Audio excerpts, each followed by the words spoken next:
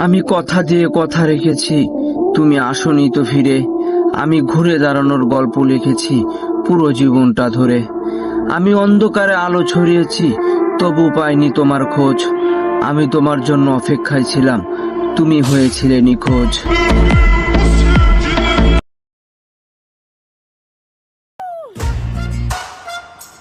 লালু ভাই, এইটা আপনি কার কাছে নিয়ে এলেন? ওনারে চিনস না তুই? উনি অনেক বড় তান্ত্রিক, এই দেশে ওনার লক্ষ লক্ষ মুরিদ। উনি নতুন একটা বই লিখছে, বইয়ের নাম শয়তান ধরার গর্জন। যেই বই পইরা নতুন কইরা লাখ লাখ মানুষ তান্ত্রিক হইতাছে।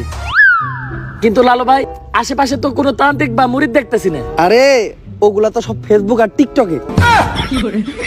বাবা, সঞ্জনা নামের এক আত্মার আমার ধরতে হইব বাবা।